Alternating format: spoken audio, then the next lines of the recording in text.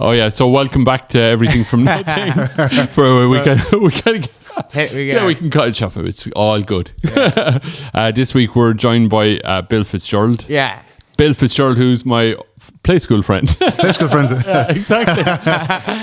One of my first buddies on the playground in play school. That sounded creepy for a moment there, but anyway. Exactly, yeah. Yeah, I know. Yeah, you were one of the first people I've met. Oh yeah. In the world. Anyway, so we were going to just talk about basically mental health, wasn't it? Yeah, I guess that's something that's very, very close to my heart, and I suppose it's something I'm looking to kind of do a lot more of going forward. That's the plan. Yeah, I've had a few stories, and I'd like to do more. Yeah, exactly. So what was like the sort of like the singularity or the thing? Was there something recently that kicked in your mind till you want to share it? Like, what was it?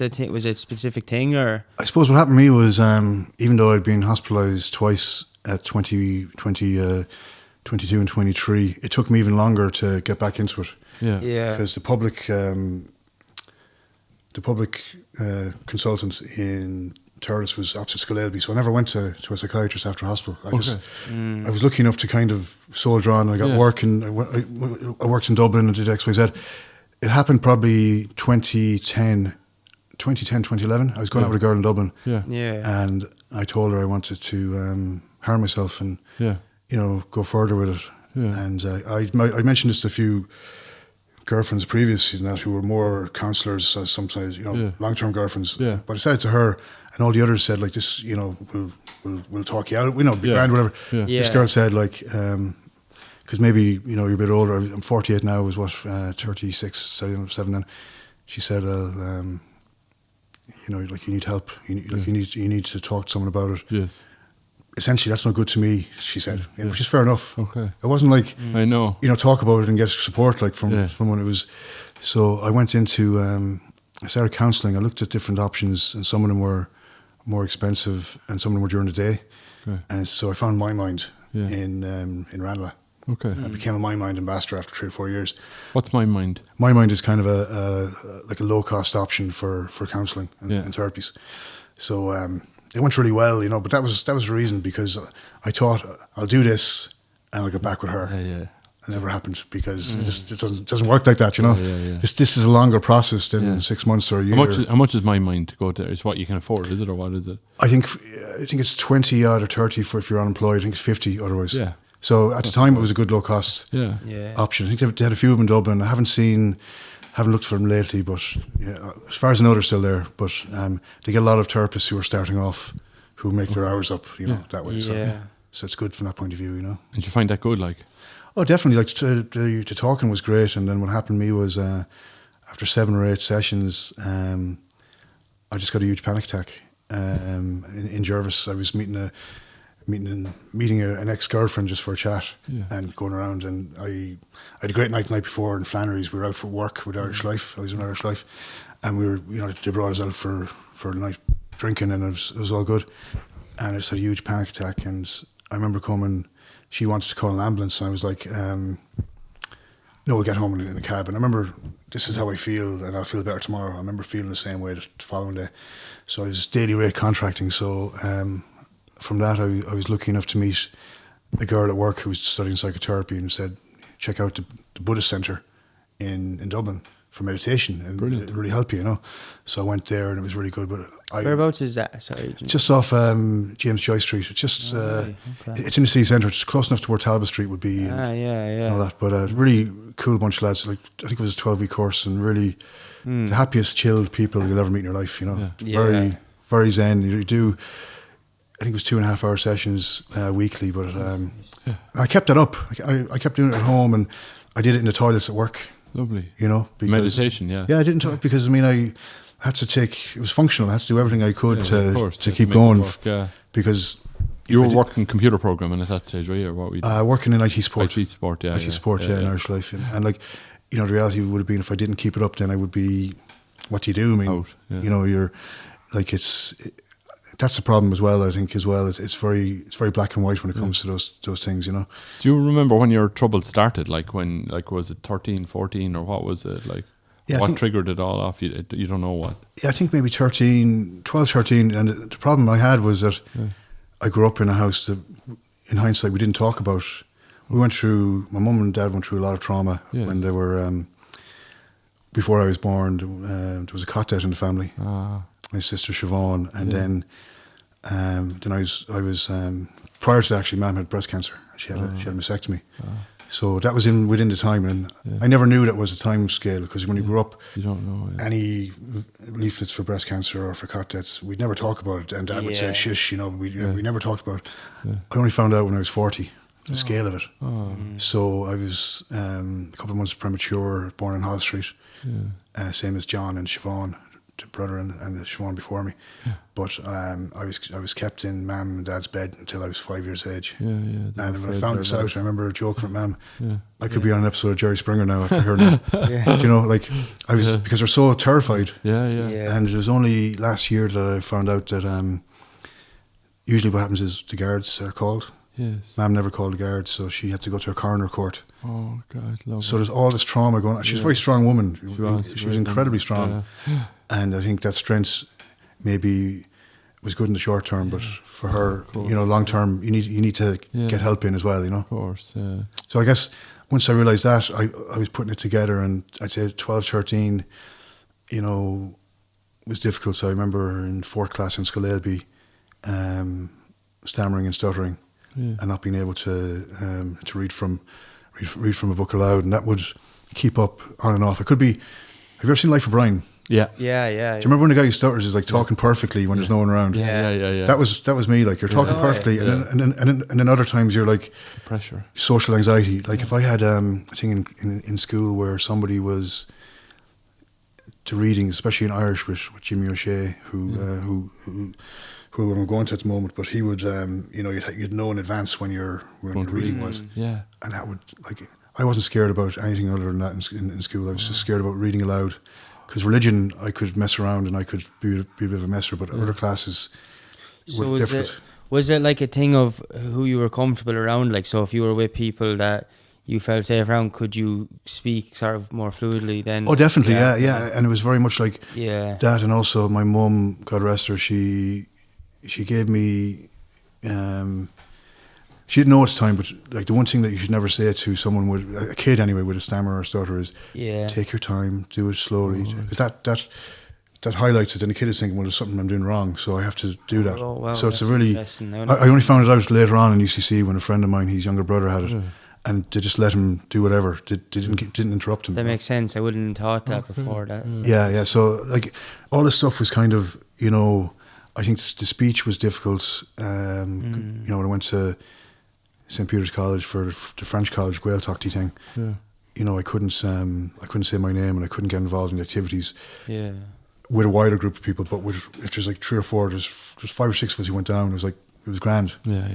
But I lost a lot of confidence from that as well, you know, because I think, you know, you just take it for granted. I mean, speech is, you know, and that's why I became a Toastmaster.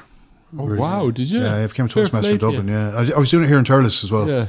I'm Toastmaster for the last 6 years. What's a Toastmaster again? Sorry, actually. Yeah, Toastmaster, basically it's all about public speaking, right? So it's like, feeling more comfortable, and I did it because of the past of the speech impediments and stuff. And I joined Dundrum in the Clayton Hotel, and I got through my 10 speeches for competent communicator. I've done 23 now. I did 5 in Thurles here. Whoa. I have to say, Thurles Toastmasters is great. Is it? Yeah. Super bunch. I was there with Olive, and Olive has been with you guys before. Yeah, Olive Collins. Yeah. But like, you know, super bunch. I'd highly recommend them to. It would terrify me. It would absolutely terrify me. Well, you know, the funny thing is, right? What activities can you do 2 hours every fortnight and get really good at it? That's all. It's 2 hours. You're going to get much better than the average person. Like, you know, you're going to be talking like you are now in front of maybe 50 people. So what is the approach? Do you do it to practice in front of each other, or you just go out and do it for public events? Or I actually don't know anything about this. To be honest, I did it for work, and I did it for speaking. Okay. I was involved with the Tipperary mental health thing there a few years ago with guys from Clonmel. and they were looking at getting a section reopened, and I spoke in front of 450 people in the Clonmel Park. Wow. Were you not nervous? Not really. No, there was TDs there. There was not really. Like that's the thing. It's like I'd done work talks where they give you a microphone. Yeah. And you stand up and you have to do like 60 or 70. Yeah. It's kind of work. Do you mind? IT gatherings, you know. Well, with Toastmasters, it made it like so much easier. Okay. And that's what. Is it like feeling the fear and going through it to get you there? 100%. Okay. And it's also like I practice. I don't know if you've heard of Dr. Joe Dispenza. He'll do like he's brilliant. Visualization. Yeah. There's a thing called mental rehearsal where it's the opposite of worry. Where before every speech, I would record it in my headphones, have it, listen to it loads of times, write it down. Yeah. Also, like rehearse what's going on. Yeah. So rehearse the feeling I'm getting from people.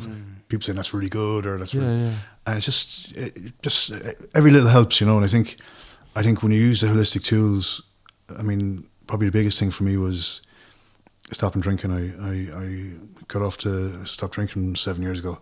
Fair play. But I gave up because of the panic attacks that I had previously. And I remember thinking, like, I went to a psychiatrist at October in North Circular Road, and they said, you can't drink.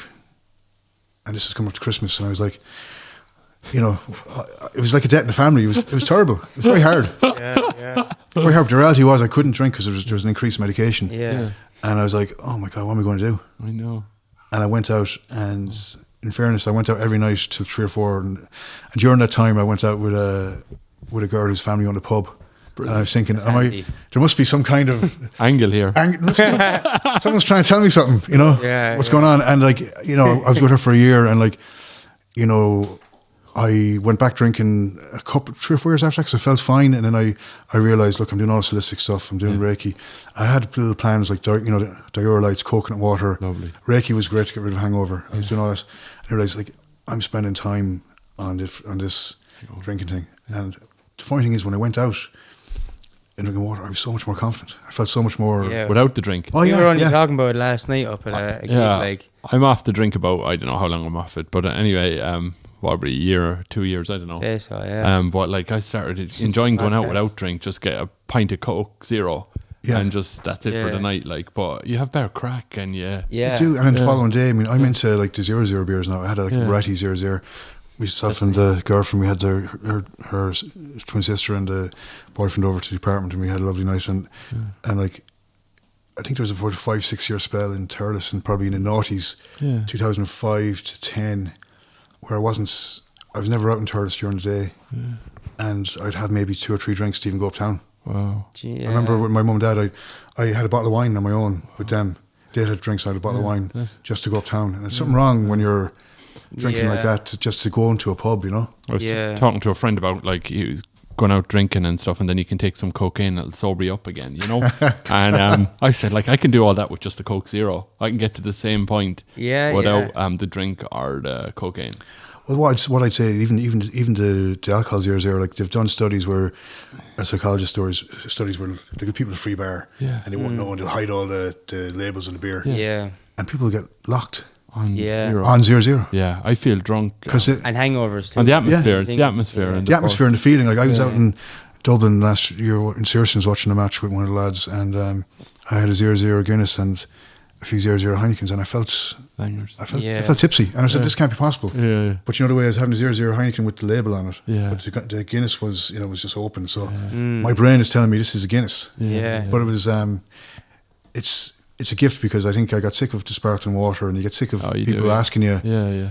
Because I'll be honest, when I was drinking, I wouldn't have drank with someone who drank sparkling water. Because it just feels like 100. I'd be the same, but now and then the other way around though is that people will leave you alone.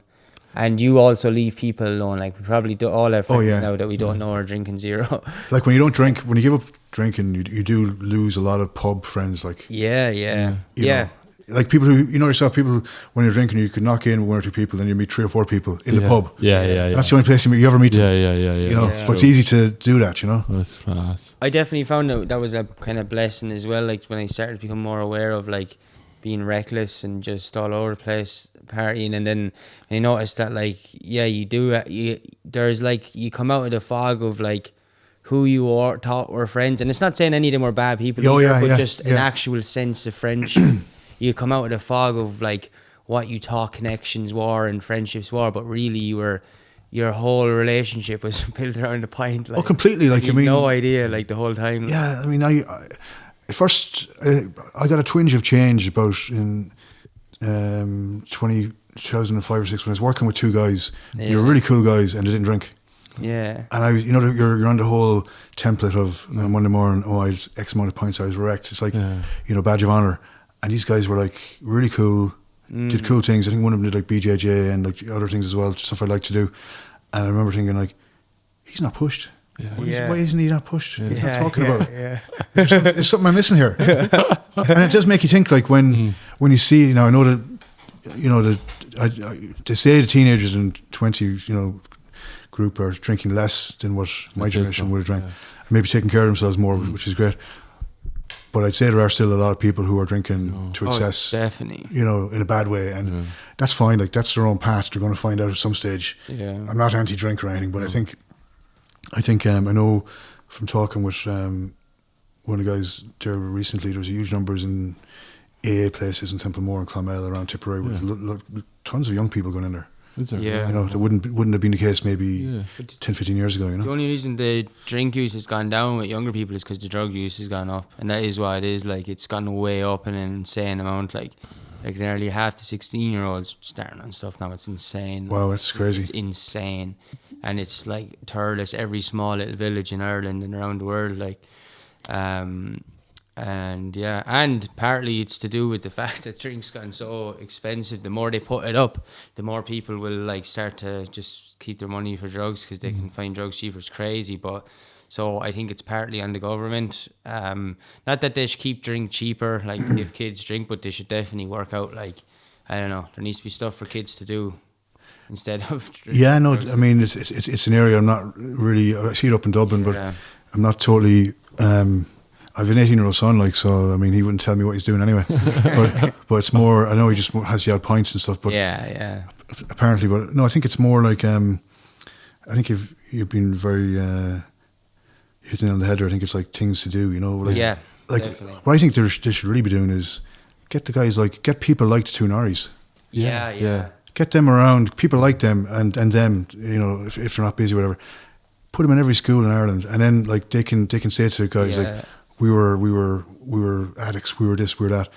And what you'll find is with even older kids, it'll blow out their vacuum of like, well, what do you know? Because usually they talk to people who haven't done it. And then they're talking to people, what do you know? And then that question resonates with them because the person hasn't. But if you have someone like the two Norries, like, it's like people who've got off the streets or who've got off the addictions, like, they should be going around all the schools and they should be getting paid yearly rather than, I'm not saying it's wrong that other people get paid to do talks like that, but I think there's room for everybody. But I think the addicts and stuff, people who first hand, that's a huge thing to pass on to someone. I think you need, it's all in, like, I think humans are pretty simple. I think we're all like malleable, like we're influenced really easy, and especially at a younger age, like the reason people smoke is because, one generation saw Clint Eastwood smoke and the next saw Robert De Niro and so on and so on. That exists today, and like now it's like, now the biggest music in the world is like, it's back into like before, people used to say rap music used to be about taking drugs, which was like a lie, but now it is that, like, is in word to word, like, and that has made it like, because it's in mainstream now, in mainstream media, it makes people feel comfortable with taking it, because anything in mainstream media is nearly like sort of collectively approved, and that therefore people it's normalized, safe. And so I think what you need now is, and I think it will start happening, there's a few people, like, you just need the celebrities who are pretty humble and don't talk about, like, the ones who are grounded and balanced, they don't talk about being grounded and balanced. Do you know what I mean? The ones who are crazy and on drugs talk about being crazy and on drugs, so they're out there, but you need more people, like you're saying, to go around there and maybe like, lift up their sense of humbleness and like be like, hey, look, you do have to talk about yourself, because like, I mean, can help people. Like, I suppose that's one of the disappointments of that I have of coming back to Thurles I'm back in Dublin now, but for 10, 11 months I tried to do that. Like, I contacted different groups through all the channels that they have, Facebook, my old school, different places like that. I said, look, I'm a Sea Change ambassador. Lovely. I don't believe there's anyone that's from Terrace that's done that before. Yeah. I'd like to, talk to you about what story is. And I think you wouldn't reply. You're joking. Yeah. And like, I'm not saying, that I should be. I know, of course. Listen to like that or to get a reply. But to me, I think that, when somebody who's a local guy who's gone to that school or been in that environment, I think a trick has been missed when they're not being definitely. Definitely, there's something huge in someone that speaking to you like that, because it really breaks down any kind of stigma or anything like that. Where somebody comes in from another town or something, you don't get that same breaking down barriers thing. Yeah, and like it's still good to like everything is good, but I think it's more, that actual first impression, and that like, this guy was sitting in the seats that you were in. Exactly, and then they believe it. You must have, you come across anyway, that you must have a lot more confidence like than you did when you were that kid in school. Like, definitely. Like I remember I done a ton of work before, I suppose 1,000 hours of therapy. Yeah. Up until last year. Yeah. And between counselling. You into fitness as well? Are you? Yeah, I do a bit of fitness. Counselling, EMDR, Reiki, meditation. I started doing high dosage vitamin therapy 2014, where like the vitamins, you got my bloods done. There's doctors in Dublin who do it, do your Flaherty's. Yeah. Any advantage I could get, any percentage I could get, because I was meeting different consultants and different holistic people who would never get on the room. And then I happened to meet Professor Ivor Brown. We've heard that name. Now, he would have met like celebrities like Sinead O'Connor, Mary Coughlin, and people like that. It's very sad about Sinead O'Connor recently, but he would have met people like that. I met him 3 times, and very interesting guy, a healer. He was a former psychiatrist for the Eastern Health Board, and he works with celebrities mainly. He was 85 and looks like 70. It was amazing. But I found some people who I worked with were better. Wow. And who were what you must have had insights to trying all these avenues. There was things that you tried, it went, wow, that's amazing. What was it like, or what was the? Well, Reiki was the main one. Like I remember I've seen a girl from Kildare, and this girl was going to meditation and Reiki. So she said, this might help you, because I told her some of the story after a few months. This might help you, and I went, fully expecting to laugh at it. Or, beforehand, of course, I went in, and Katrina was able to tell me a lot about my life from energy. Yeah. And I was like, okay, this is amazing. And even when that relationship ended, I kept on seeing her. Yeah. And during COVID, like I'd be getting long distance healing from her. I know it sounds different. I think that's great. Yeah. So you're getting healing from her. I know she's seeing a lot more adolescents maybe who maybe 20 years ago would have went the medication route. Yeah. But people like that are gold dust, and I met some other good healers as well. And I suppose what I'd like to do is open call out, if I can meet an Irish Dr. Joe Dispenza. Yeah. That's what I'd really like. Someone who's, and just give you the background on him, I think Kieran, he's a neuroscientist. Okay. He's a hypnotherapist. Yeah. He's bona fide, the real thing. He was at a pendulum talk last year or 2 years ago in Dublin. Yeah. And he brings everything in. He's ideas of people who know themselves, their own health is, they're in a better position. As long as they meet XYZ. Like I'm meeting 4 or 5 different people for this, and it's almost like IT, where you have like redundancy. So I'm not relying on anyone, and these people wouldn't. My consultants would not agree with Professor Ivor Brown. Okay, but that doesn't matter. If I can take a percentage from him, take a percentage from him, take a percentage, from different people. That's really the key, and I think that's something I'd say to any family. If your family this week and your 17-year-old or 18-year-old or whatever is getting a diagnosis, I mean, it's going to be wide open.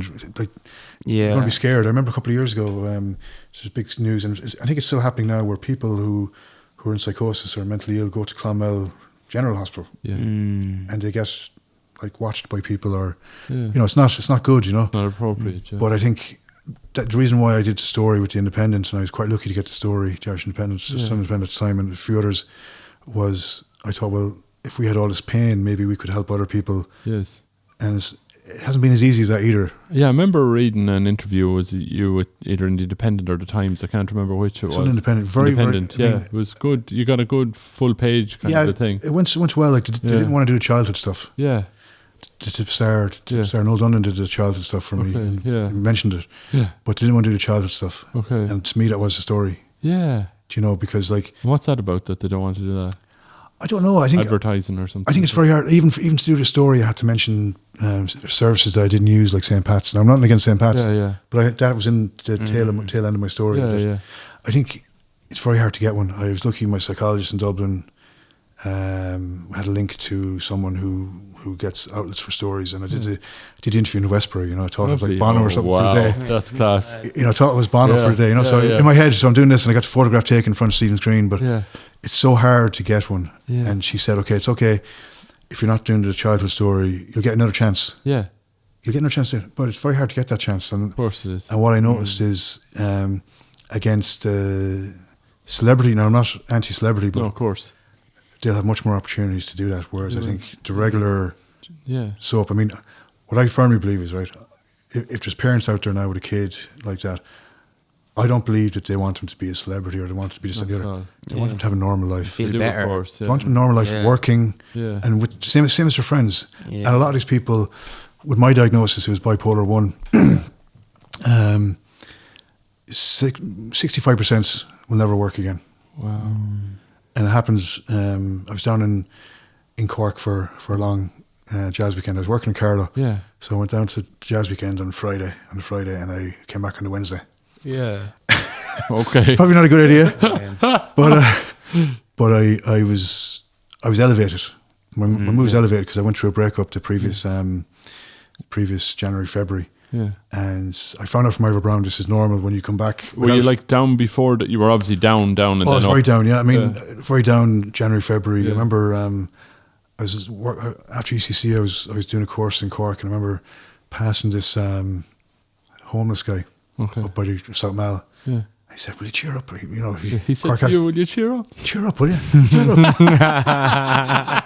I remember thinking, like, "Cheer up, boy, cheer up." You know, whichever way the accent was. I was actually down there recently with a friend. I can never do the Cork accent. Can never do the Cork accent now, but when I was living there, I picked it up after a few months. Yeah. But cheer up, cheer up, boy, and all this kind of stuff. And I was there, just down in dumps, and that's the biggest lesson I learned myself, is that you don't change the outside around you. You change the inside. And prior to that, I was 17 UCC, and I saw a counsellor. Yeah.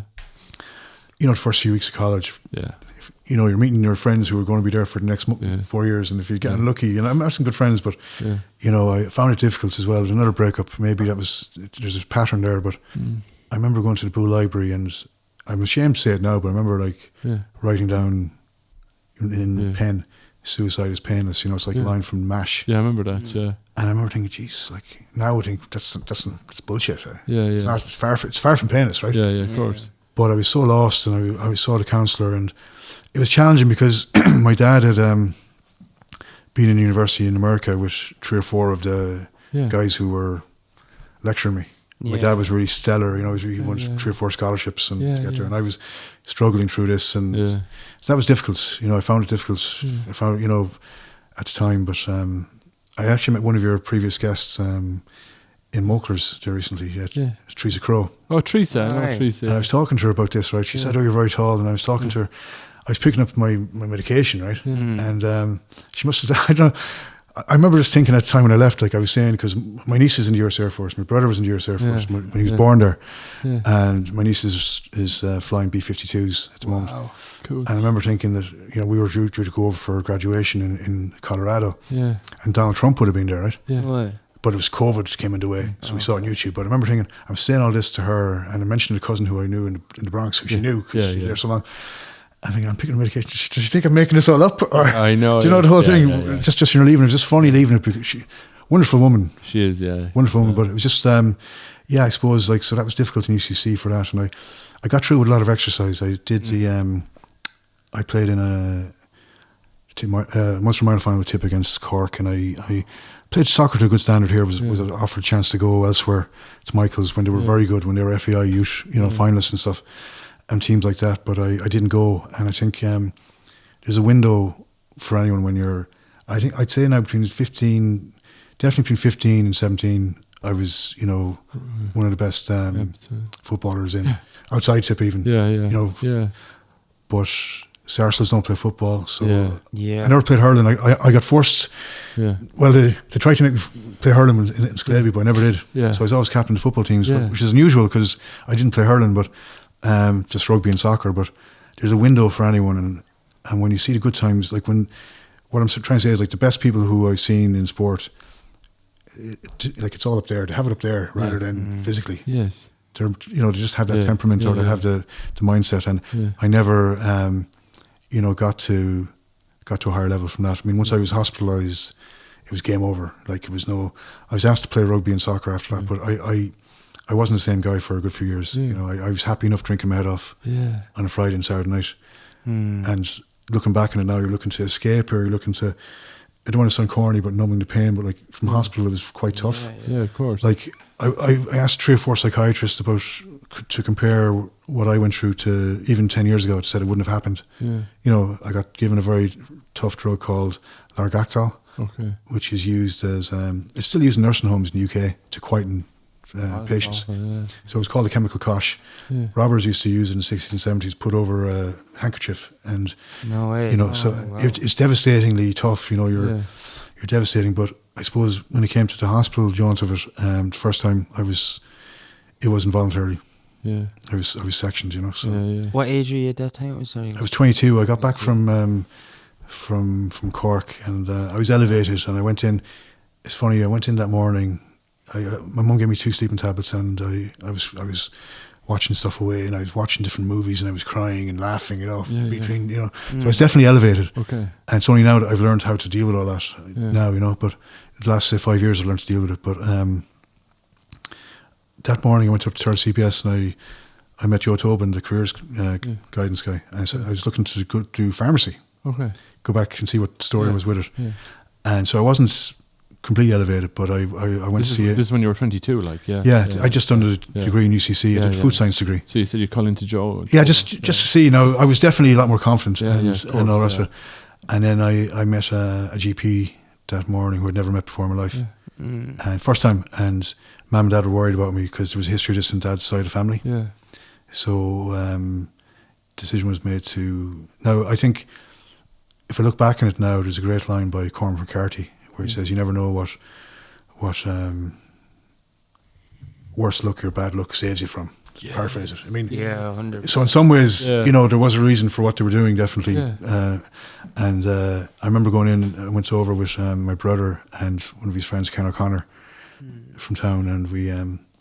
The story was that Ken had a girlfriend there. Okay. So that was the ruse to get me over. So the plan was we were going to go to Prague, and it sounds crazy. Okay, it doesn't sound right. I know, right? I had my passport going away, and it just sounds plausible. You know, the guys are pretty crazy enough. So, so the plan was to go to Prague for a few days, right? And I remember we went in and had a nice meal, and then we were sitting down, and there's a big long corridor in St. Michael's at the time, and there's a smoking area where I was smoking away, and these guys were all in their pajamas and stuff. Ken is supposed to have a girlfriend in St. Michael's. Yeah, no, he had a girlfriend who was working there, a nurse. So the idea was we pick her up or say goodbye in the way. It sounds just, I know. Sounds so implausible. I know. But I was chatting away to guys there, and I was saying we're going to Prague. These guys, right? Yeah. And then like an hour later, I was where they were. Yeah, I know. Right. So there was a. Do you remember like dawning on you that we're not going to Prague? Yeah. Well, there was a doctor. There was a doctor there from Pakistan. Well, a Pakistani doctor, and he said, "Mr. Fitzgerald," you know. Yeah.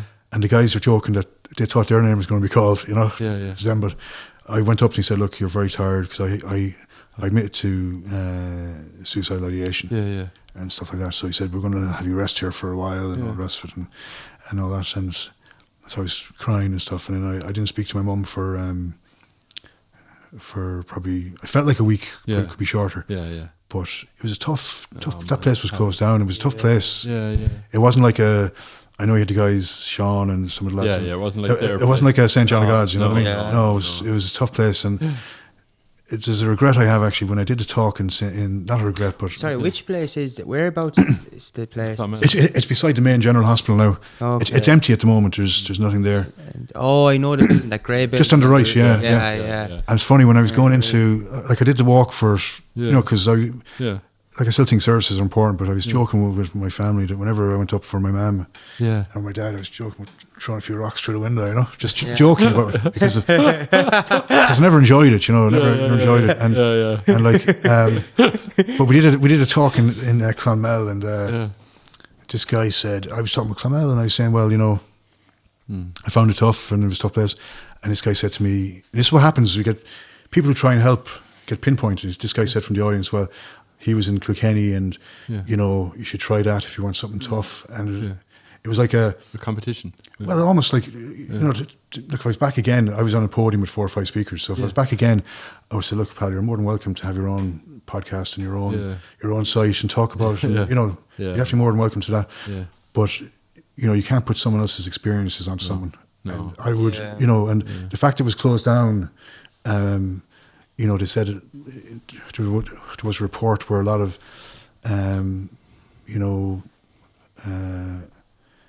mentally disadvantaged people in their 40s and 50s were just kept in their clothes all day, locked in. I know. Like it was. I found it quite tough, and I was lucky because there are people who are far worse than me who were probably in and out the whole time. Say when you're in there, was there anyone like kind of checking, like a kind of an advocate for you that everything has been done okay for you, or is there anybody? I remember, the whole thing was. This was 97, so it was very much like I came home. I got out for Christmas. Before, and I got up discharged in January. I remember going into the county and I had water, Yeah. I remember one of my friends crying. Yeah. Because I was so like, it wasn't from before, it was more the actual medication. You're so like beaten up with, your shakes and different things. Yeah.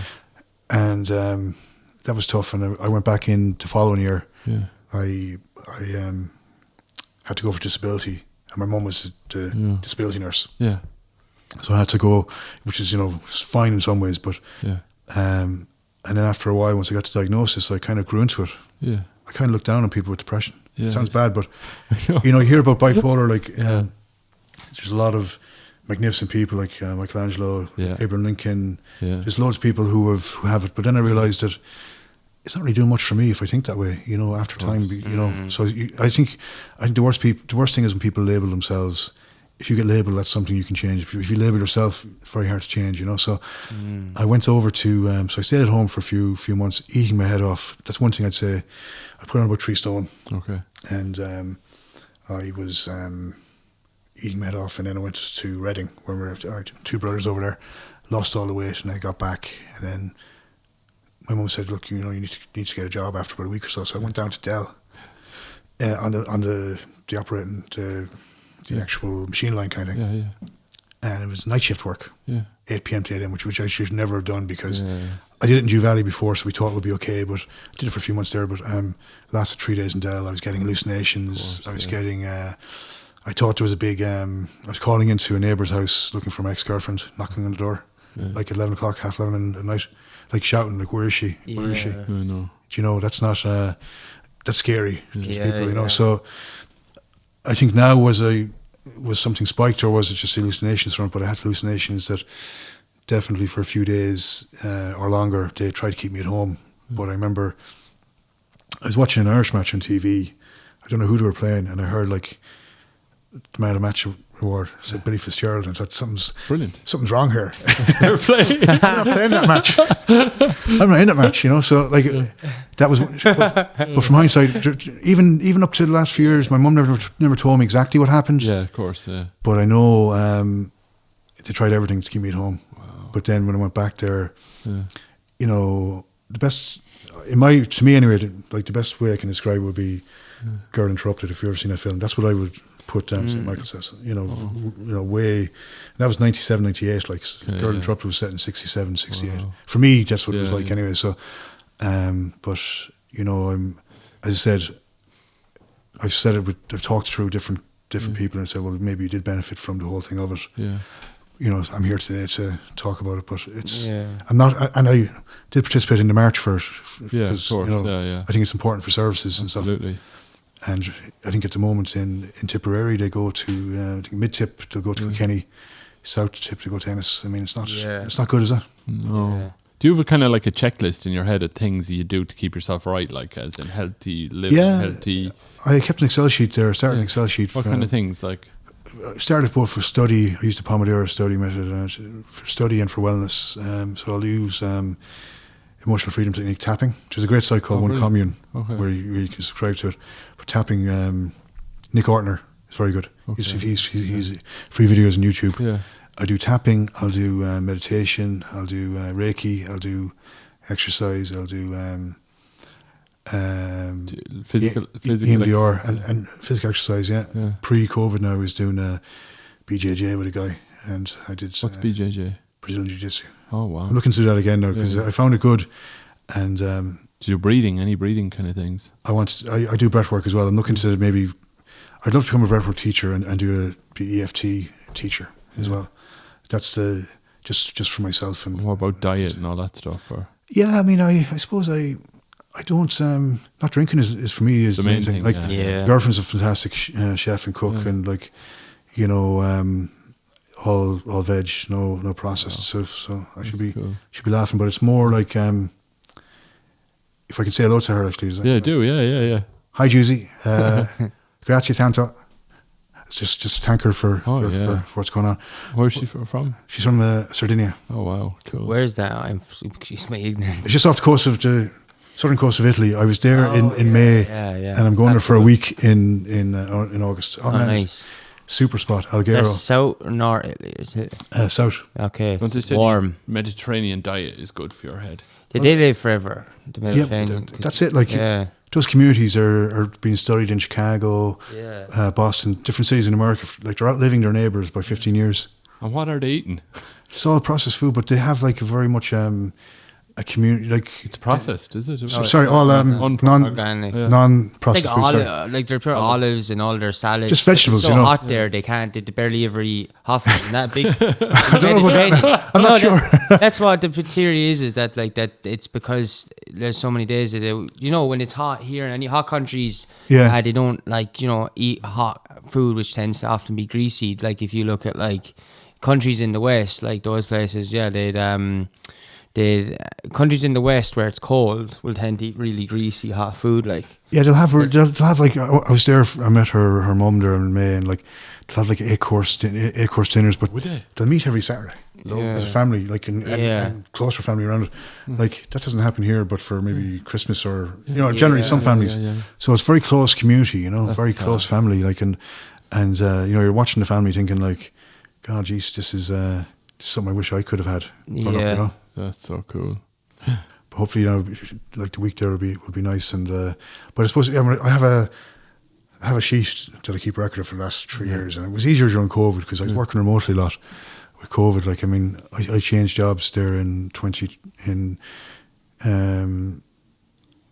February 21, and I met my manager for the first time 10 months later, physically. So just send you out the laptop and you're working away. Nice. So I was grateful, like, because a lot of service industries were affected, but I worked from home a lot in Thurles. Like I've done 5-day weeks. I should be going in twice a week. Some days I got away at 5, but I'm sick of the work from home now. I really am. Yeah. It's for mess with the routine, isn't it? Eventually, it's very tough on it. Like when I came back to Thurles, I was single, and a lot of my friends came home in families. Wife and kids, and it's a different dynamic. And I thought up in Dublin, okay, I'll see loads of them when I'm home. Yeah. Sure you don't, like, because your wife and they're all got families, so it's very hard. But I think when you come back in a family, it's different. But the work from home thing. You're still living in Dublin, yeah? Well, I actually moved home last November. Oh, lovely. And then I was home for Mum and different things. My mum was sick at the time, and it went well. But I just moved back to Dundrum now this week because that's where the work is, that's where the job is, and that's where all the enterprise IT is, and that's where, to be honest with you, that's where a lot of coaching is. I'm a qualified coach as well. Are you? Personal business coach, yeah. Oh, that's pretty cool. So the coaching is really good for me. I've done maybe 125 hours of it. You might do another podcast about business coaching. You help us make money for the podcast. Coaching. Well, my plan is hopefully, like along with Toastmasters, I was due to join professional speakers in Dublin, but it was over Zoom. So like if I could, wave a magic wand and do whatever Monday morning, I'd be going around to schools, universities, workplaces, talking about resilience, talking about different things, and talking about elements of the story, Resilience, I like that. Like, I've only been thinking about that lately, that, when you go through tough times and stuff like that you do kind of get a bit stronger, like, don't you? You know what I mean? You build up muscle, like. Well, that's the thing that as I said, like, there's a place for everyone, but when I see all the charity, when people do something for, marathons to raise awareness for mental health, I'm like, has that not been done? I know. Has awareness not been like you're more than welcome to do it. Yeah. But I see myself living and being a senior IT consultant. As way beyond that. Yes. To be honest with you, because I just do, because it's important. You're actually showing something that's lasting to someone. And I think a lot of the stuff with the mental health stuff, we've gone down the road of all the stuff but raising awareness, and like I just don't understand it anymore. Honestly. We were talking about that, like, let's have a conversation about mental health. Well, what is the conversation? what are you going to say? Like, unless you have something like what you've to say that's actually going to give me some inspiration or ideas, or having the HSE saying, let's talk about mental health, and then the whole country's like, yes, HSE, let's talk about mental health, and then they're like, bye. But there's no reply back from them. We're like, well, no, we want to talk about it now. You brought it up, and then they're like, they just like disappear. Yeah, no. Whereas if you tell a story, that's different. There's a tangible sort of and a measurable effect on it. There's loads of different angles on the story. I think there's my story, but there's also a story of a family going through it. True. Yeah. For my mum or dad, they're both passed now. If they were here, I don't want to paint myself as this fantastic lad. I mean, I remember saying to someone before during I did a kind of a interview with LMFM before, and I remember saying to your man I remember saying something, it was very good. I remember saying, I want to 8 Mile myself. Remember 8 Mile where he calls himself out, like, for the last one, he says all the things he messed up. That's really what I want to do, because I wasn't this great person. I was someone who's very selfish, and when you don't get to work, don't get to help, you can look very selfish. You can look extremely selfish. I was extremely selfish with relationships, and within the family, outside the family. I spent maybe from work, I've spent maybe guts of 100 grand on all the therapies so far. So like, to me, it was per year to do that, because it made sense to, like, I had a very difficult encounter there probably 2018 when I didn't sleep for 5 weeks. 5 to 6 weeks. Yeah, I didn't sleep. Yeah, I was going through a breakup with a young boy, my son Harry at the time. Yeah. He's only less than a year, and I was going through work. I was working for one of the biggest consultancy firms in Telehospital, and it was going well. The work was going well, but it was very isolating. Okay, and it was tough. I was doing a lot of documentation, so all this stuff merged into one. And I'd been in a few jobs. Prior to that, I worked in Bar of Ireland, and the next job I got was so prior to that was Central Bank contracting and Bar of Ireland, which they were nice jobs to get. Yeah. But I was going through a lot of different things, and also at the time I was doing a reduction in medication, because this sounds like a saga, but what happened was I was showing kidney disease. Okay. So there's an EGFR reading, estimated filtration, glomerular reading, EFGR, sorry, and mine was below 60 for more than 5 months, so it's kidney disease. So people on lithium, they sometimes need kidney transplants. Wow. So I reduced over 18 months by 2/3. Okay. Without it, and still working. Oh, perfect. And holistically. Wow. So that's when I found out about all the tricks that could have helped me a lot when I was down in Cork. Yeah. Like cold showers for grounding. If you take a really hot shower, cold shower, hot shower, that's what I was doing in Indiana whenever I go up there. You'd be absolutely grounded, and you can feel the energy dissipating from you. Definitely. Or you walk on bare grass in your bare feet, or you count back from 100. Yes. Or else you look at a paper with today's date. Any grounding techniques you can. And I believe if I'd met the Reiki girl Katrina, like she's meeting people now, if I'd met her when I was 14, 15, I don't think any of this would have ever happened. Yeah. Hospitalizations, I believed it wouldn't have happened, because now, like, there's times when I know my mood is elevated, and I will take a freezing cold shower. Yeah. And I'll do Reiki, or I'll check in with Katrina, or I'll do whatever. But like the bare grass thing is. It's good, is it? Bare feet on grass, it's amazing. 100%. It's amazing. It's like the cold shower thing to me as well. The bare, It's amazing. Like, and those tools are like. You think it's electrical or what is it? Well, you're grounding yourself. Look at. Yeah, I mean, like if you think. I mean, think of how the. I mean, I think of what the world is like. We're basically. Yeah, a magnet. Spinning. We don't think too often about it, like unless you're a flat earther or something, which I'm not. But like, the whole those grounding techniques for me were saving, because I would ground myself at work, and I'd be able to, get back to it. And as I said, when I was spending X amount on it, that time in 5-6 weeks, I met a hypnotherapist counsellor from Dundrum. I spent 13 grand in 2 years doing inner child work, twice a week hypnotherapy. My God, it was brilliant. Wow. It got me back into work brilliant. like within 2 weeks. Fair play. There was a lot of work gone into it, and meeting people like that as well. And I still do hypnotherapy, the stuff he gave me every day and all that. And like, I guess I'd like to know, that hack your body thing, like what other people do, to do that, like biohacking. Like that'd be great to see what other people do. And imagine if it's going to advance. It's cool the way it's going as well. Like it is. Imagine if they could pass on those tools to a family whose kid has just gone through this right now. Absolutely. Yeah. It would just be. I mean, that experience would be.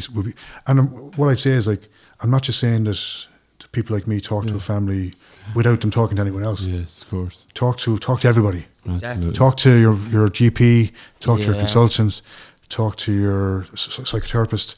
Bring everybody into the mix, and just take a few percentage from each and every one. Don't have it like black and white. He's wrong. He's right. Yeah. Just take a few percentage to suit you. See what works for you. Because it's functional. This is all like. That's cool. I remember with that girl who introduced me to Reiki. I went to. There's this one called Amma. Yeah. She gives hugs in places that are devastated. Like New Orleans and big, other places. You get a hug from Amma. So we went there thinking, she's all honest. So I went there thinking like 8 p.m. So we're told we get a hug at 5:30 in the morning. So we didn't stay till 5:30 in the morning, right? But it's all these people who from the community, holistic healers, and all. There's a huge amount of them. Yeah. And where would I be in that? I wouldn't consider myself anything like Katrina or any of that.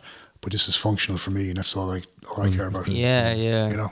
It's funny. It's become like the medicine thing. It's East, like in people's mind, it's very much Eastern versus Western medicine, and like it's very like Western medicine is very physical and even neurological, and then Eastern medicine, which is very like spiritual, energetic, or even emotional. Like and it's weird that like people will pick one side and then like fight against the other rather than take like elements of both. When we all know we feel emotions, and if we all know we have a physical body, therefore we know we can physically get hurt, and that's why everyone can accept physical medicine in the West. But then the fact that people think you're crazy when you tell them you're feeling emotionally hurt, and then there is all this medicine for emotional distress and like energy and stuff, and people think that's crazy when I don't know, it's weird. Like both sides think the other side's crazy when like it's actually really difficult because I lived with a guy who was similar diagnosis in Dublin. Wow, is this by coincidence? Yeah, I was up at Phoenix Park, and I took over the house for rent, and I was there a year or two, and then coincidence, and he had been to St. Pat's and a few different places, but he had a very strong relationship with his psychiatrist. It's like father, like a parent-child one, and mine was gone because I never went to her again. And I never kept it up. I saw my next psychiatrist probably 12, 13 years later. Yeah. So like that's the problem. You're getting someone who's saying this is the way to do it. And if you like, if you have anyone, this is outside of a work setting where if you talk to someone for work in architecture, this is the way to do it, right? That's the way you're studying, right? It's going to fall down. Exactly, But if you're looking into the body and mind and all that, I mean, like there's more than one way to do it. There and like I'm looking into flotation therapy, doing the breathwork coaching, but also doing coaching is even great. I mean, coaching was great for me because I did maybe 500 or 600 counselling sessions. Wow! So I couldn't talk about the past anymore. Then I went to this energy girl where I did go back, and you feel like you go back in time talking with her about different things. And it's like have you ever heard of family constellation? Where no, I've done the past thing, but not where you feel like you're back, but not that. I don't know specifically. People take generally like to do with a group of people who don't know each other. There's a German girl. She treats trauma victims all over Europe. Yes. Former lawyer in Berlin. Really, really good. She's African German, and brilliant. And Katrina Kavungo. And I went to her, lately actually again. But you're freeing up so much more, and then that's the outlet for people like Jimmy O'Shea as well with the EMDR. You know, what's EMDR again? EMDR is like your. I was going to take a note of it before I came into the actual. What the word means? Yeah. Just Google it there real quick. Yeah, we'll Google it. But I had it there. Basically, it's like a neural therapy. So once you do it, you're not actually. I haven't gone to him for months now, so that's why I actually. Eye movement. Eye movement, meditation, and reprocessing. Yeah, and I must stress, I'm not an EMDR teacher or anything, but I haven't seen him for about a month. But just found it really good. Like neural therapy, basically, you can stop every other therapy. So you can go talk therapy for months and years. Yeah. You could have maybe 10 sessions or 15 of this and never have it affect you again. Some of the stuff that we've worked on, I've really felt a difference. So we did 40 sessions. From the EMDR? And what actually happens? You talk, do you know, or is it what?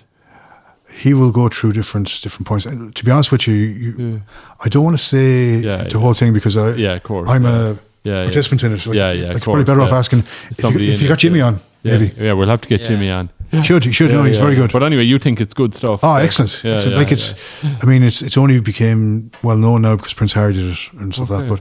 But yeah, the whole thing. Then there's another technique from that called the flash technique. Okay. You can do. So that's something somebody can do on their own. So I have the spreadsheet going back maybe 3 years with all the stuff I've done, so I can see what I've done each day, and for study as well, I can see what I've done there as well. So it just really helps, especially during COVID. Things we're all shut down. So what do? You know, you have to find it. But I think it's like when I first had some of the stories, I gave about 30 hours of my own time to people who contact me. Maybe 4 or 5 people, 6 hours each, and I was just happy to do it. Like I didn't get any payment for it or anything. But what I noticed after a while was I was being asked, "Am I okay?" Oh yeah. There has to be that boundary, you know. As a coach now, I'd only participate in it as a coach because I think if you do it for nothing, it gets valued as nothing. 100%, I agree. Past a certain point only. I could talk away for a few hours, but I give like 30 hours. So you know, that was. I think that was a step before the coaching, you know. No, I agree with that you should charge for it to understand it and to keep that boundary right. Definitely. I mean, I can't call, you know, like there's good guys who I have, I can't call them at 9 o'clock at night and go, this is what's going on. You know, it doesn't happen that way. Yeah. And that's why you make your own tools, because once you make your own tools, then chances are you won't need to call at 9 p.m. at night. You're less inclined to do it because you have it. And I think it's important to, I probably had 300 hours of coaching. DMDR is great. I'm looking to really... I was looking at maybe meeting a few shamans as well. Have you had a few shamans on here? Have we? No, people that would have been connected or had experiences with them, definitely. And I would have met people... No, but we'll get them on. Yeah. They're coming. Yeah. We might even get the actual shaman on. The one and only. Yeah, Ebenezer. Oh, yeah. Move every mountain. But that's the thing, like I think there's people like that who are, like, I think it's going to be hard. That's what I found as well, the holistic stuff in a small town. Yeah. I was trying to find it, maybe there is a community here, I didn't see it. I was trying to find some people who do like Reiki shares, or because I'm Reiki level 2, but it wasn't the same as Dublin. Anyone that gets into it here, you know, they wake up and they realise I better get out of here. So they all disappear in the end. I think there's a few masters. I think there's a few Reiki masters in the town. I think it's more. Yeah. It's not like, it's all perception, isn't it? Like you could have a Reiki master in California getting 500 an hour, right? Yeah. And you could be here getting 10 an hour. Yeah. I know pranic healers here. You know pranic healing. You know that it's kind of like Reiki. What's it called? Pranic healing. Pranic healing. I haven't heard of that. A friend of mine does it, and did a thing on my back without touching me. You know what I mean? Okay. And he can do remote ones as well. It's kind of like. So then I went to a pranic healing course down in Cork, and I was impressed by all these people that I met. You know, but and there's a guy over near Knocklang, is that what it's called, over towards Limerick? That's very good as well. Pranic healing, I never heard of that. Yeah. How do you feel after it? Good, yeah, I liked it. And was the reason why you went there, like, apart from knowing your man? My friend was doing it, and I was just saying, I had a bulging disc thing in my back or whatever, and he did a kind of a thing to it, and that was kind of, all right, job's a good one. Away very you good. Go. Sound healing is something I'd like to check out. I did one or two things with that as well. Like anything really, did acupuncture for 3 or 4 months as well. Okay. Liked it, didn't really love it either. So like my thing is, and this is a big bugbear for me, right? I stopped talking about these things at work. Yeah. A while back at different workplaces because people just don't get it, and then they actually dilute your own experience, right? So what they'll do is, right, they've no skin in the game. Yeah. Either way, so they'll give an opinion on it. And what I notice is that you'll meet people who'll give every opinion about stuff they've never experienced. Of course, yeah. I would say just try it. Try it once. Yeah. You know, and if it doesn't work for you, great. Just move on to something else. And that's really what I've been trying to do. Yeah. I've been looking to try lots of things and move on if it didn't work, you know. Yeah. I think he used to, one of the guys that was really good at it used to do it in Baker Street, I think. The pranic healing, like. All right. So, is that the lad with the stick down the mall? Who's the stick? There's a lad down the mall with a stick. With a stick? Claims to heal people. Yeah? Where he'll belch you, like he'll belch you with the stick, and if you... And does it work? Well, if you're not better by the other end of the mall... The holy stick of the mall. Yeah. You have to have him on soon. Yeah. I think it's kind of the fear of the stick would make you heal yourself kind of thing or something like that. Like I remember another guy tried to heal my back before by jumping on it. He said it's going to hurt a lot, right? it's going to get a lot worse before it gets better. You know, and he just... Did he jump on Yeah, pretty much, But it's funny, isn't it? Like, we all have these opinions and stuff we've never tried. Like, there's there's a big managed service provider I worked in, and the main operations guy was telling me he's a friend who owns he has his own business. He's a multimillionaire. He spends $100,000 a year on things for himself. Lovely. Like courses, you know, books, retreats, treatments, blah, blah, blah. And I was thinking, like, that'd be amazing to be able to do. Good. But, like, imagine, so what I think happens is, right, I think you're going to meet very successful people in this town and beyond who do a lot of stuff, but they'll never talk about it. 100%, yeah. Which makes sense because, you know, you might be people who are doing hypnotherapy or who are doing Reiki. Like, the girl who go to Kildare, she's a good few business people, you know, who have their own companies. Yeah. And, like, why would you talk about someone who's never done it? Yeah. Because you're basically, you know, bringing someone into it with an opinion who doesn't that doesn't mean anything. Yeah. Literally, because they've never done it. Yeah, of course. I've always, like, I became fatigued. All I used to do all the time was talk about, like, because I'd be excited. Like, when I was younger, I started coming into stuff, like reading all the books about Buddhism when I was 15, so, and then just years, up until probably like a year ago, I'll mention stuff now. The only time I ever probably talk about stuff is like in this situation on the podcast. I just never talk about it with anyone anymore. Whether it's on a sort of like a healing thing or stuff like that, or, you know, anything I read in books that I get excited by, I keep it within now. And even stuff like projects, like anything in life, I found that, like, unless it's someone that's doing it with the project with you, I just don't talk about it anymore, because you share it and you don't get the excitement back, and you just get an opinion, which is fair enough. You know, sometimes it's more exciting in our head, but when you get like a negative thing, it does dilute it within, and it's like, and I just learned over years that, like, there's so much more power so I won't talk about it with someone unless it's like we're having this conversation, doing the project with someone, because otherwise it just like never happens, or it just gets diluted and it gets mucky. And as you said, if they're not going to be doing it, they're not going to be doing it. So let them do what they're going to do. 100%. Like, and that's, I totally agree. And that's what happened with, I think, of Reiki. Like, you'll never find someone doing Reiki who has had no trauma in their life, or no really, really shit terrible times and stuff like that. And, you know, I do stuff now that I would have laughed at when I was in my 20s, you know, and, like, to be honest, and that's because I just didn't know, because it's like, you know, you're still on the whole pints thing. You're looking at, like defaults. I think what happens is as well, like people give a default opinion. It's like they're programmed to give this opinion we all of like, because it could be in the news or it could be like certain way about that therapy, and it's not even their opinion. I know. It's someone else's. I remember designing a house for somebody, and they said they were could I come out to the site that they had someone to analyze the energy of the site, Right. And I was like, Feng Shui or something, was it? Or I'm not 100% sure what he was called or whatever, but I was kind of laughing in my head saying, oh look, I'll have to go out and humour them, and I watched him. It was a big enough site now. I watched him with these two rods. Oh yeah, what's that called again? I don't know what it's called, but he had two kind of divining rods. all right. And he was walking across the site and it was pulling this way and pulling that way and all this kind of thing. And I just thought this is all a bit of a show just for money, like, you know what I mean? Yeah. And I was watching him doing that, and he said, okay, you can't put the house there because there's an energy line going through that. So he said he could put it over that side or put it here. He gave us a couple of places. I said, that's grand. I was watching him. I said, give me a go with that thing, So he gave me a go, and exactly where he pulled the thing pulled. And I was like, what? Like I thought it was bullshit and that he was only putting it on for the crack.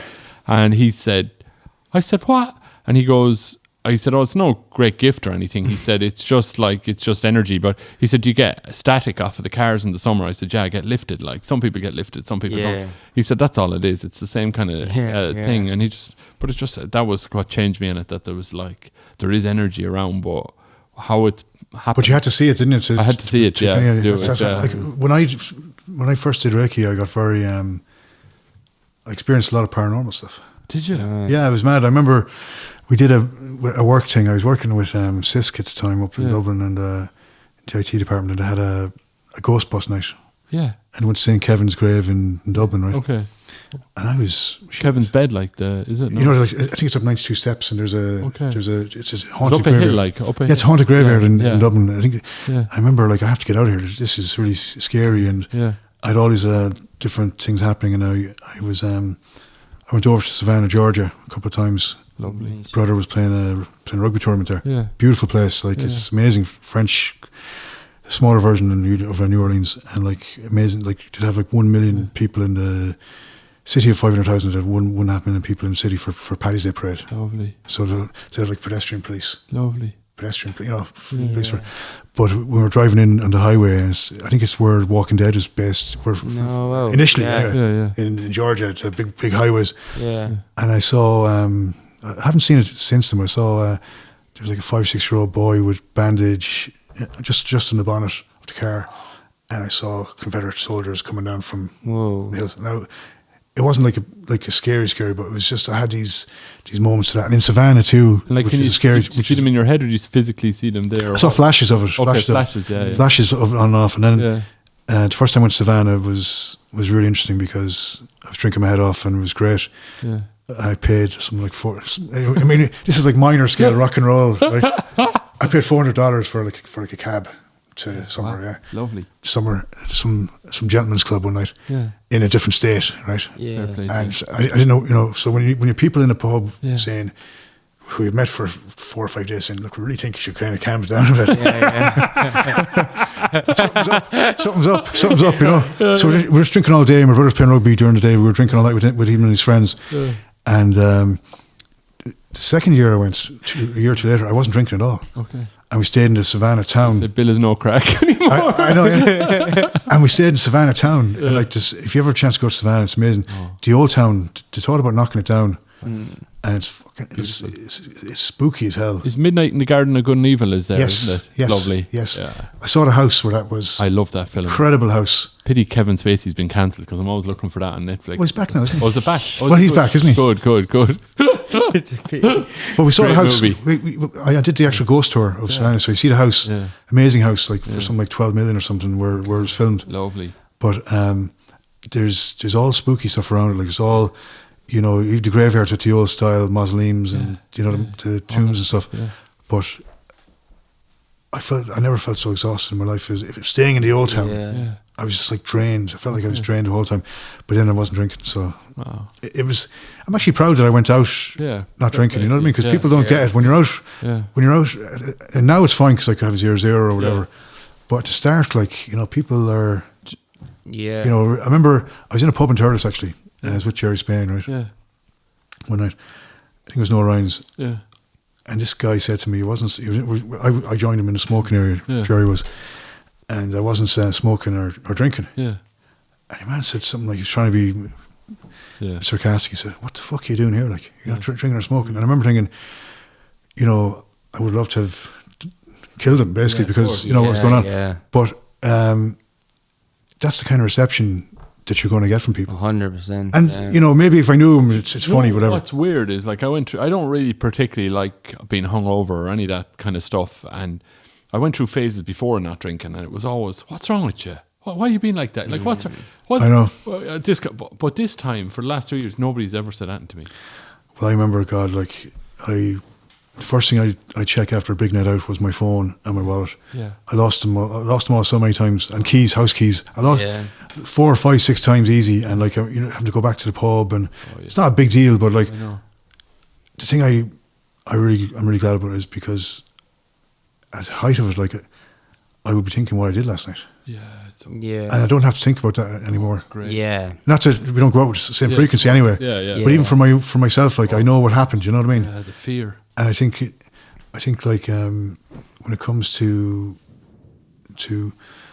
I think it ruins your reputation. I think it ruined my reputation, really, because if you're falling out of hazes a lot, drunk, and there was times when I would hit myself, I get scratches on my head or different things would happen. You know, it doesn't look good. You know. No.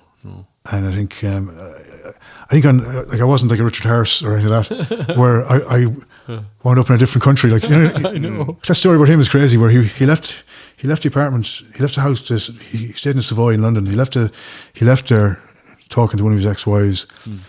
Woke up on the doorstep of an ex-wife's house in LA. Without knowing anything about it. Yeah. That's class.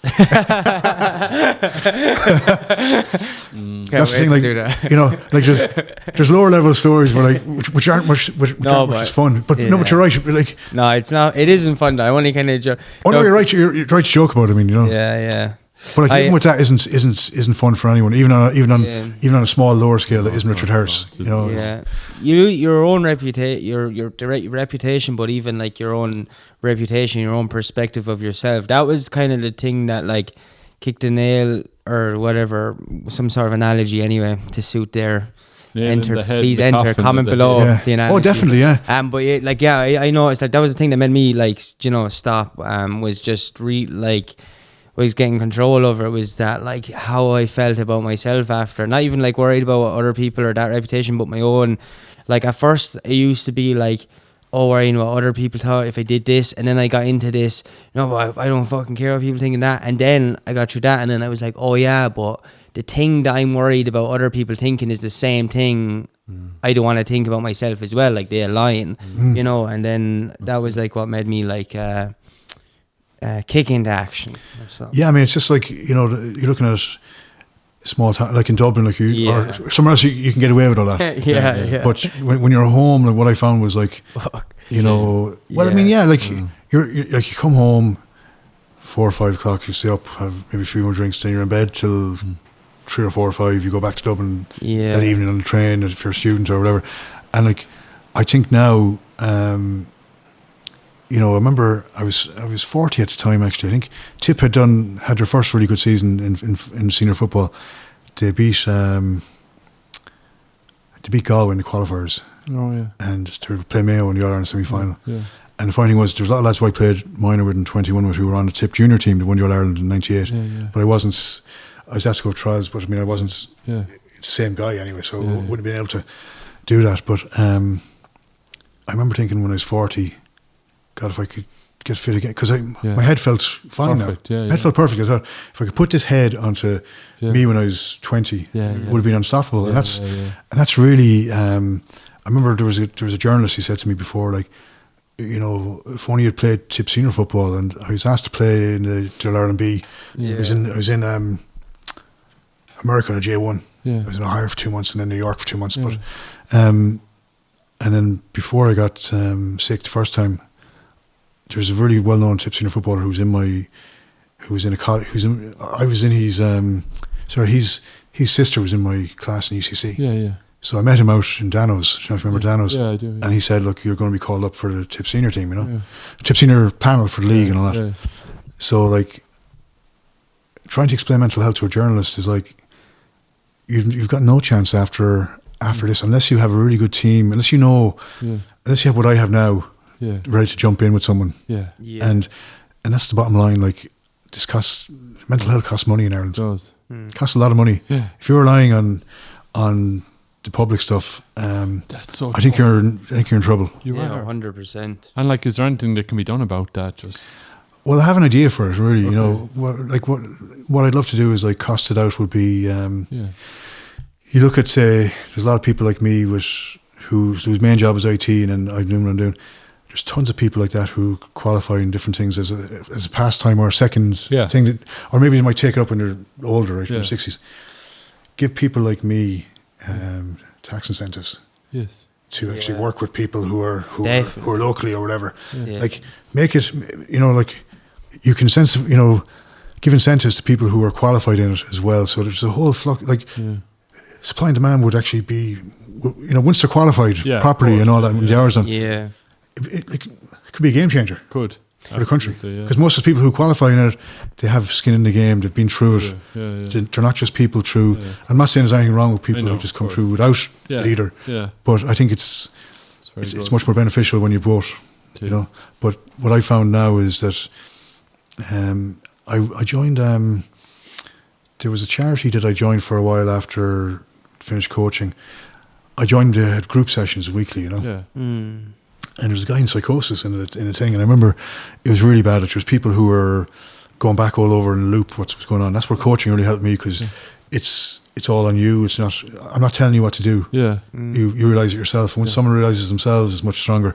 But it's all past and future based, and it was terrible. Like, the group was really all over the place. And I remember phoning Mum, and I said, Mum, I was almost crying on the phone. I said, Mum, we're so lucky that at least we had some, you know, I mean, you know, there's people who spend a lot more money than I have on mental health. But I say, Mum, you know, we're so lucky that we had something to spend on it, because if you're relying on those free, in my opinion, the groups weekly, and those groups do a lot of good work. Of course, and I'm just saying it's just they can't handle. They're not getting enough funding and stuff. Exactly, yeah, you know, public services are. And like, that's something I would love to just stress completely, that everyone means well. Every single person for mental health in Ireland, everyone means well. It's just, I think sometimes everyone